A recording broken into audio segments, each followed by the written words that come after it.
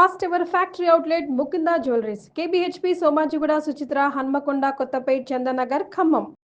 పెహల్గాం దాడి తర్వాత భారత్ ఎప్పుడెప్పుడో ఎదురు చూసిన ఆ క్షణం రానే వచ్చింది. పాకిస్తాన్ పైన ఒక ధీర వనితలు ఇద్దరు పాకిస్తాన్ పైన యుద్ధం ప్రకటించి మొత్తం 9 పాకిస్తాన్ ఉగ్ర స్థావరాలను సమూలంగా నాశనం చేసిరు. ఇప్పుడు ప్రస్తుతం ఇద్దరు మహిళలు ఎవరు, అసలు ఏంటి వారి అనేది బాగా హాట్ టాపిక్గా మారింది. మనతో కొంతమంది మహిళలు ఉన్నారు. ఈ యొక్క పాకిస్తాన్ పైన దాడి చేయడంలో ఇద్దరు ధీర వనితలు ఉన్నారని మహిళలందరూ కూడా హర్షం వ్యక్తం చేస్తున్న పరిస్థితి. ఒకసారి మనం మాట్లాడదాం. మనతో కొంతమంది మహిళలు ఉన్నారు. మేడం చెప్పండి, పాకిస్తాన్ చేస్తున్న కుయుక్తులను ఇద్దరు ధీర మహిళలు మీకు తెలుసు అనుకుంటా, వారి కుట్రలన్నింటినీ భగ్నం చేశారు. ఎలా చూస్తున్నారు మీరు ఒక మహిళగా? ముందుగా పెహల్గాం అటాక్ జరిగిన నాడు వాళ్ళు అన్నారండి మహిళలతోటి, వెళ్ళి మీ మోడీకి చెప్పండి అని. అంటే మహిళలని వాళ్ళు చాలా చిన్న చూపు చూశారు ఆ రోజున. కానీ ఆ మహిళలు కార్చిన కన్నీరు ఇవాళ అగ్నిగా మారింది. అగ్నిగా మారి ఇద్దరు ధీరవనితలు, మన సోఫియా ఖురేషీ గారు, అట్లనే వింగ్ కమాండర్ వ్యోమికా సింగ్ గారు ఈ ఆపరేషన్ని చేపట్టారు. చాలా గర్వంగా ఉందండి మహిళలుగా మాకు. యావత్ భారతదేశం చాలా గర్వపడుతుంది. వాళ్ళిద్దరూ ఇంత పెద్ద ఆపరేషన్ చేసి ఉగ్రవాదులను మట్టున పెట్టారు. ఇది జస్ట్ శాంపిల్ మాత్రమేనండి. ఇలాంటి దాడులు ఇంకా ఎన్నో చేస్తాము. ఉగ్రవాదం అనేది మొత్తం ప్రపంచ చరిత్రలో లేకుండా చేయాలనేది భారత్ యొక్క ఆకాంక్ష. ఫస్ట్ థింగ్ జై హింద్ అండి. పహల్గామ్ అటాక్ ఇది ఏమి ఫస్ట్ టైం జరిగింది ఏం కాదు. ఇంతకుముందు కూడా టెర్రరిస్ట్ అటాక్ జరిగాయి. కానీ ప్రతిసారి హిందువుల మీద జరగడం అనేది ఫస్ట్ నుంచి స్టార్ట్ అయింది, కొత్తగా ఏం కాదు. కానీ అప్పుడు సెక్యులరిజం హిందూ అని ఒకటి వచ్చింది చూడండి. మనమే కదా, మన వాళ్ళే కదా, చంపింది టెర్రరిస్ట్ కదా అన్న ఒక ఉద్దేశంతో వదిలేస్తూ వచ్చారు అప్పుడు వరకు ఉన్న పార్టీస్ గురించి మాట్లాడదలుచుకోవట్లేదు. కానీ వాళ్ళు కొంచెం నెగ్లిజెన్స్ అనేది చూపించారు మన సైడ్ నుంచి.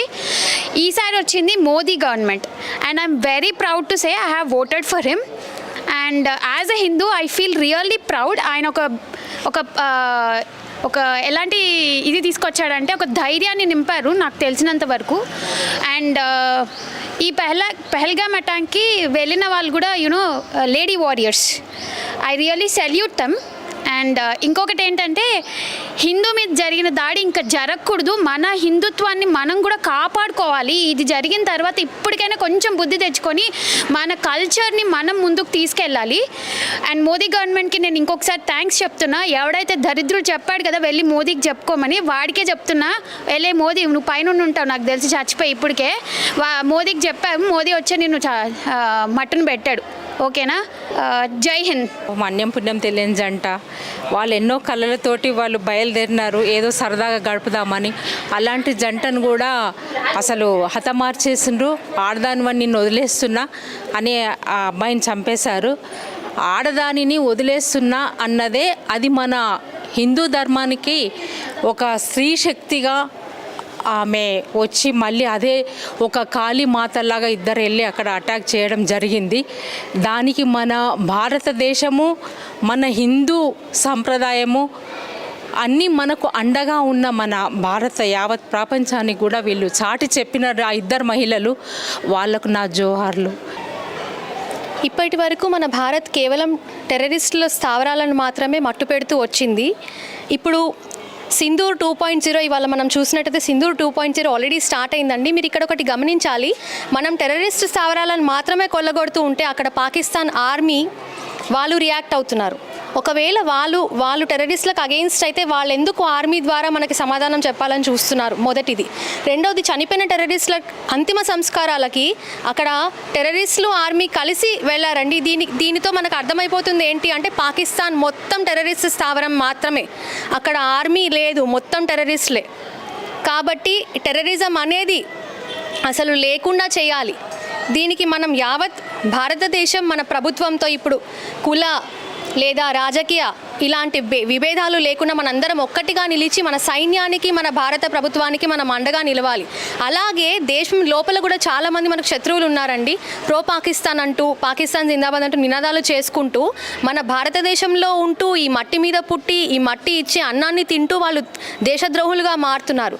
కానీ ఇప్పుడు నేను ఒకటి గమనిస్తున్నది ఏంటంటే, ఇప్పటికైనా కశ్మీర్లో ఉన్న యువత గనక కళ్ళు తెరిచి చూస్తే పాకిస్తాన్ ఎట్లాంటి దుశ్చర్యలకు పాల్పడతా ఉంది, వాళ్ళను బ్రెయిన్ వాష్ చేసి వాళ్ళని టెర్రరిస్టులుగా ఎట్లా మారుస్తుంది, వాళ్ళకు ఎడ్యుకేషన్ అందకుండా ఎట్లా చేస్తుందని గమనించి వారు ఎడ్యుకేషన్ కనుక తీసుకొని వారు రియలైజ్ అయితే కనుక మళ్ళీ మనం మన కశ్మీర్ను చాలా అందమైన భరతమాత బొట్టుగా మనం ఎలా అయితే కొలుస్తామో అలా మనం మళ్ళీ చేజిక్కించుకోవచ్చు. అండ్ ఇది రైట్ టైం అండి, మనం పాకిస్తాన్ ఆక్యుపైడ్ కాశ్మీర్ని మన చేతిలోకి తీసుకోవడానికి.